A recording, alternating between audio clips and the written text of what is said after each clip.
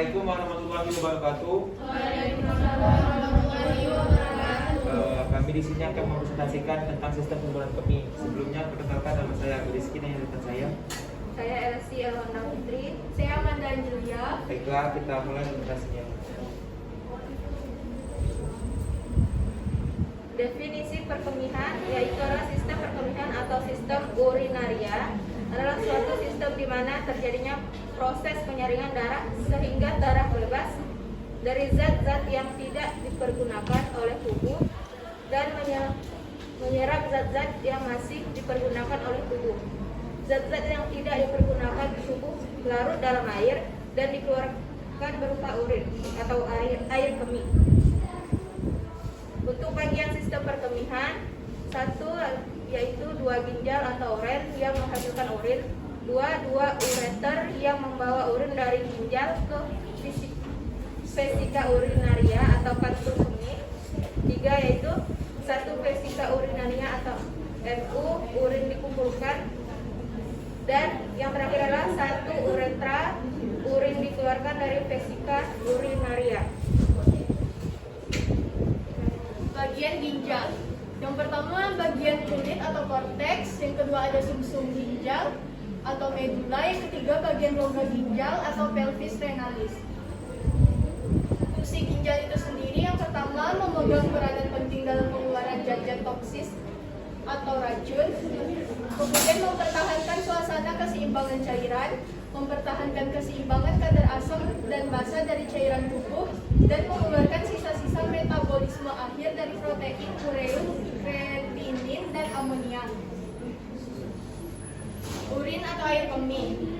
Mikturisi atau berkemih merupakan refleks yang dapat dikendalikan dan dapat ditahan oleh pusat persarafan yang lebih tinggi dari manusia.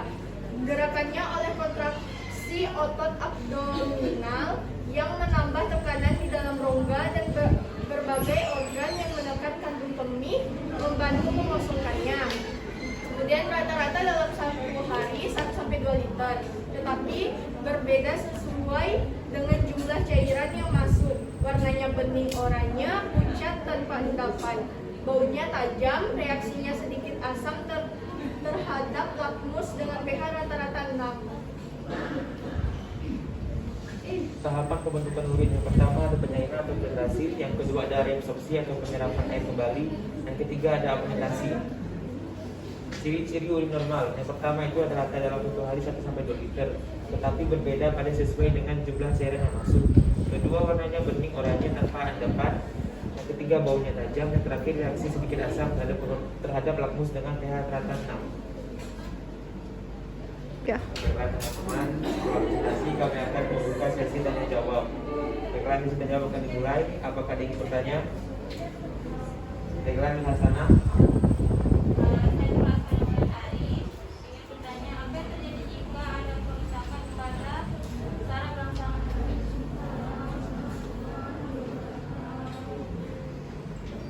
Selanjutnya, apakah ada yang ingin bertanya lagi?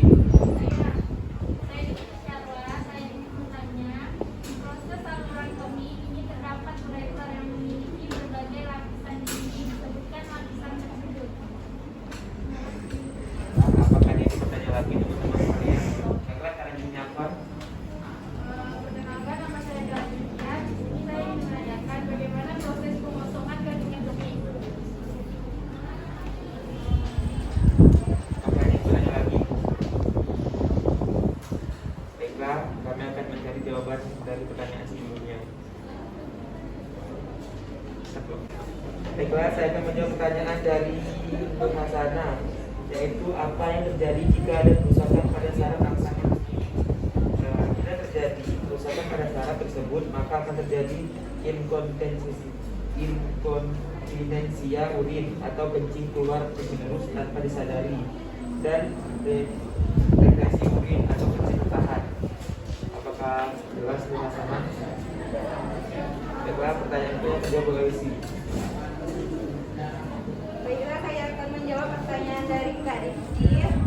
Pertanyaan adalah, di proses saluran kemih ini terdapat ureter yang memiliki berbagai lapisan dinding. Untuk lapisan tersebut, untuk lapisan dinding ureter terdiri dari plastik, dinding luar jaringan ikat atau jaringan fibrosa.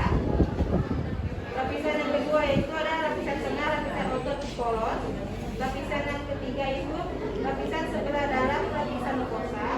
Untuk lapisan yang terakhir adalah lapisan dinding ureter yang menimbulkan gerakan-gerakan peristaltik yang mendorong urin masuk ke dalam kantung kemih.